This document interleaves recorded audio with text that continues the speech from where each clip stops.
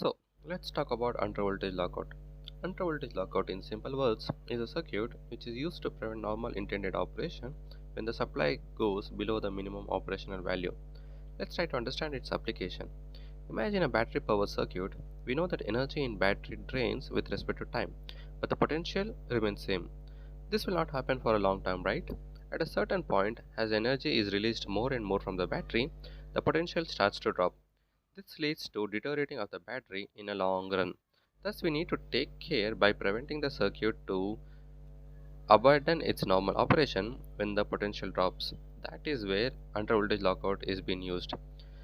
Undervoltage lockout circuit senses the voltage of the battery on continuous basis, and as soon as the potential starts to drop below the threshold point, it shuts down the normal operation. This can be achieved by using a simple op amp. But there's a little caveat here. Consider a simple op-amp based undervoltage lockout circuit.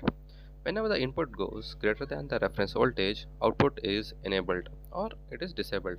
In a practical circuit, we will not have an ideal source, right? It will be having a noise. In such cases, when the input drops, the output may behave unstable. Thus, it is good to have a tolerance level or a margin allowance of noise during which the output remains stable. This can be achieved by adding hysteresis to the op-amp circuit. Let's have a look at the undervoltage design circuit with hysteresis. The supply voltage has been given to the negative terminal of the op-amp using a resistor divider. The reference voltage has been given using a Zener diode or a shunt regulator. Wait a minute. Hysteresis can be achieved with just a feedback network, right? Then why do we need a regulator here?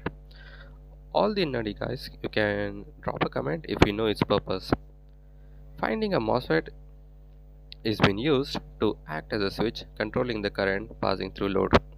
Similarly, the circuit can be simulated in LT-Spice, which will help us to visualize the output behavior much better.